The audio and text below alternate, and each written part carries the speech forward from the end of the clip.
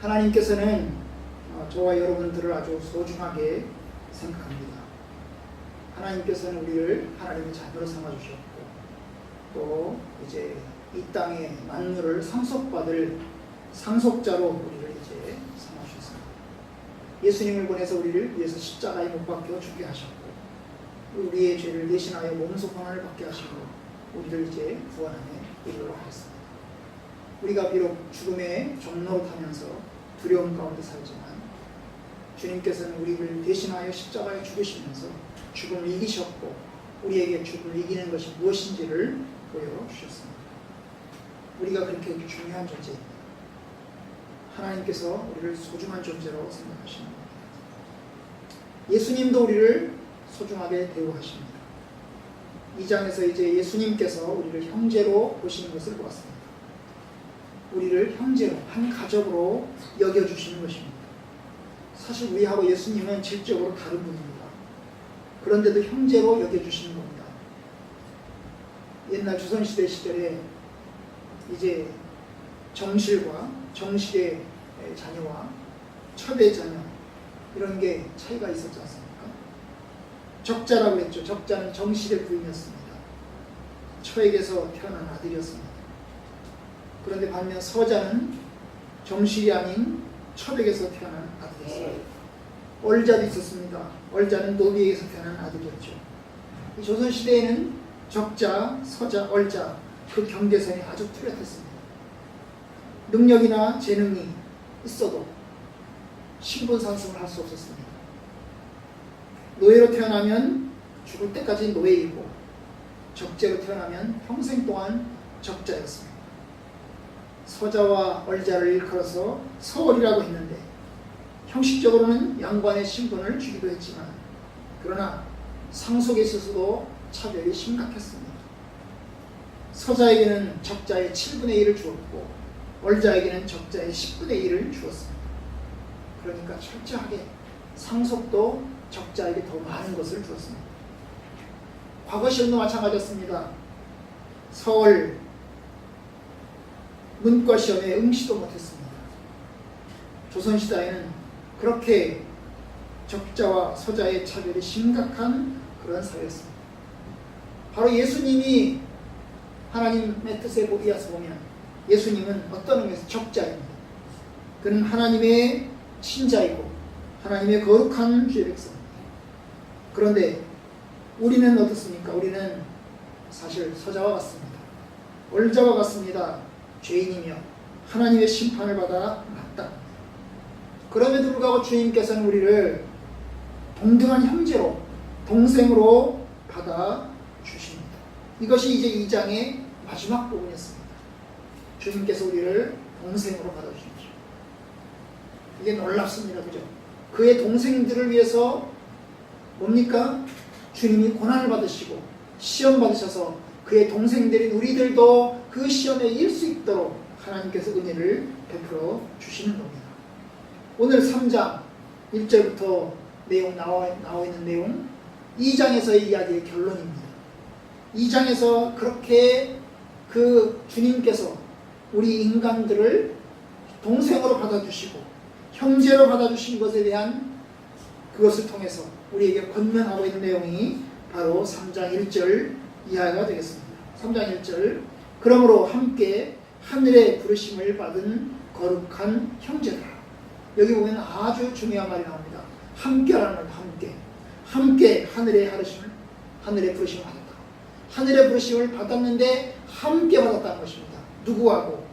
주님과 우리가 함께 하늘의 부르심을 받았다는 것입니다. 히브리서의 독자들인 바로 이스라엘 백성들, 유대인들과 그리고 하나님의 아들 되신 예수 그리스도 그들을 함께 하늘의 부르심을 받은 사람들로 이야기합니다. 그러면서 이제 이야기합니다. 거룩한 형제들아. 형제들이라는 말이 바로 뭡니까? 한 가족을 이야기하는 거죠. 한 가족을 이야기합니다. 바로 하나님의 부르심을 받은 한 가족들, 한 식구들 같은 동생들에게 이야기하는 것입니다. 이게 놀라운 축복입니다. 우리가 하나님의 부르심을 함께 받은 것 그리고 형제된 것이 엄청 축복이고 은혜입니다. 바로 그들에게 이제 권고합니다. 뭐라고요? 우리가 믿는 도리의 사도시며 대지사이신 예수를 깊이 생각하라. 여기서 이제 권면의 내용이 뭡니까? 바로 예수를 깊이 생각하라 그 말입니다. 예수에 대해서 참으로 붙잡고 오직 예수가 어떤 분이신지를 확실하게 하라고 말입니다. 여러분, 오직 예수만을 믿고 예수만을 섬기라는 뜻입니다. 여러분, 기독교는 예수님을 믿는 종교입니다.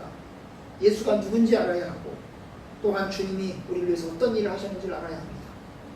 바로 예수 그리스도를 믿던 그 주의 백성들이 이제 유대교로 돌아가려고 하는데, 유대교로 돌아가려고 하는 그 유대인들을 향해서 이야기합니다. 예수 그리스도를 분명하게 하라. 예수 그리스도를 깊이 생각하라. 흔들리지 말라는 이야기입니다. 예수가 누구신지를 확신해야 믿음을 굳게 가질 수 있습니다. 예수는 누구십니까? 오늘 본문에 보면 사도시라고 했어요. 우리의 믿는 도리의 사도십니다. 대지사장이시다. 그리스도가 사도이시다. 사도라는 말을 예수님에게 붙인 것이 복음서에는 나오지 않습니다. 그런데 여기에서 이제 그리스도를 사도라고 부릅니다. 사도란 하나님의 부르심을 받은 사람입니다. 하나님의 보내심을 받은 사람입니다. 하나님의 뜻을 부여받아서 파송받은 사람, 바로 선지자와 같은 사람을 말합니다. 바로 그러니까 그리스도께서 하나님의 보내심을 받은 하나님의 사람이라는 것입니다. 아버지께서 나를 보내신 것 같이 바로 그 아버지께서 나를 보내셨다, 그 말 속에서 그는 자기가 하나님의 사도인 것을 이야기합니다. 예수님이 사도 되시는 여러 사도들 중에서, 제자들도 사도라고 했는데 여러 사도들 중에서 한 명이라는 뜻을 압니다. 유일한 사도이고 유일한 대사도이십니다. 바로 주님께서 사도, 하나님의 보내심을 받은 사람입니다. 하나님의 보내심을 받은 분, 바로 그 분 예수를 깊이 생각합니다. 그뿐만 아닙니다. 그는 대지사장이십니다. 대지사장이라는 말은 바로 이제 2장에서도 보았고 그 다음 5장에서 좀 더 자세히 나올 것입니다. 백성을 대신해서 하나님께 나아가는 중보자를 말하죠. 하나님과 우리 사이의 간격을 메우고 그리고 다리를 놓으시는 분을 말합니다.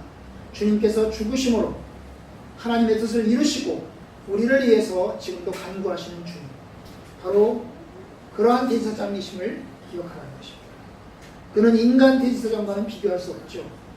그는 인간이 아니니까요. 그런데 그는 죄가 없으십니다. 바로 가장 탁월하시고 유일하신 대지사장, 이러한 주님을 깊이 생각하라는 말입니다. 깊이 생각하라. 우리가 결국 생각해야 될 것, 깊이 확신해야 될 것, 믿어야 될 것, 오직 예수님밖에 없습니다. 2절에서 그런 이야기합니다. 그는 자기를 세우신 이에게 신실하시기를 모세가 하나님의 온 집에서 한 것과 같이 하셨다. 2절에서 이야기한 게 뭡니까? 바로 예수님께서 하나님에게 신실하셨다는 거죠. 충성하셨다는 것입니다. 사도와 대지사장의 직분을 받은 주님께서 그 자기의 직분을 신실하게, 성실하게 다 맡아 수행하셨다는 것입니다. 직분을 받은 사람이, 직분자가 자기를 세운 자에게 충성해야 되는데 바로 주님께서는 자기에게 직분을 주신 하나님에게 충성했다는 것입니다. 자기 영광을 구하지 않고 자기 권력을 구하지 않고 결국 부르신 이에게 헌신하고 신실하게 섬겼습니다. 바로 이것이 이제 주님의 제사장직이요, 주님의 사도직인 것입니다. 그러면서 이야기합니다. 그는 모세의 신실하신 것 같이 하였다. 모세가 하나님의 온 집에서 신실한 것처럼 주님께서 신실하셨다. 여기서 갑자기 모세를 이야기합니다. 갑자기 왜 모세를 일컬 비교하고 있을까요? 모세가 하나님의 온 집에서 성실하였다. 그것은 유대인들이 다 아는 바입니다. 유대인들은 모세를 위대한 하나님의 종으로, 위대한 사도로 보고 있습니다. 그래서 이스라엘 백성들을 출애굽시켜서 가나안 땅으로 인도한 사람, 이스라엘의 설립자요, 이스라엘의 수호자인 이 모세의 신실함을 그들은 알고 있습니다. 바로 이 모세와 비교해서 주님께서도 신실하시다. 모세만큼, 아니 모세보다도 훨씬 더 신실하시다.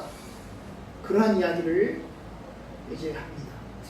3절. 그는 모세보다 더욱 영광을 받으실 만한 것이 마치 집 지은 자가 그 집보다 더욱 존귀한 같으니라. 2절에서는 예수님께서 모세하고 똑같이 성실하시고 충성하셨다는 것을 이야기했는데 3절에서는 예수님은 모세보다 훨씬 더 뛰어나신 분이시다. 모세보다 훨씬 더 영광을 받아 마땅한 분이시다 라고 하는 것을 이야기합니다. 모세가 쓸데없다는 말이 됩니다. 모세는 아주 존귀한 사람, 영광스러운 사람입니다. 그런데 예수님께서는 모세보다 더 영광을 얻으실 만한 분입니다. 예수님은 위대하신 분이십니다. 신실하고 칭찬받으실 만한 분이십니다. 바로 이 예수님을 모세보다 더 위대한 분으로 높이고 있습니다. 얼마나 높으신 분입니까? 3절 보면 집 지은 자가 그 집보다 더욱 존귀한 것 같아요. 예수님을 집 지은 자 사람으로, 몫으로, 집 지은 주인으로 말하고 있고, 모세는 그냥 집으로 이야기를 합니다. 여기서 집이라고 하는 것은 건물집이 아니고 하나님의 백성을 이야기하는 거죠. 결국 모세는 하나님의 백성 중에 한 사람이다 그 말입니다. 모세가 위대해도, 모세가 신실하여도, 모세가 지도자라고 하더라도 모세는 그 가정의 일원이고 그 식구들 중에 한 사람에 불과하다는 거예요. 모세는 가정의 설립자가 아니다. 부모가 아니다. 오직 가정의 설립자요 부모는 예수님이다. 이것을 이제 3절에서 이야기합니다. 마치 집 지은 자가 그 집보다 더욱 존귀하다. 한마디로 예수님은 모세보다 훨씬 더 존귀한 분이시다. 그러면서 이제 5절과 6절에서 다시 한번 또 다른 이야기를 합니다. 또한 모세는 장래에 말할 것을 증언하기 위하여 하나님의 온 집에서 종으로 신실하였고 그리스도는 하나님의 집을 맡은 아들로서 그와 같이 하셨다. 5절 6절에도 다시 한번 모세와 예수님을 비교합니다. 모세는 종으로서 신실하였고 그리스도는 아들로서 신실하였다.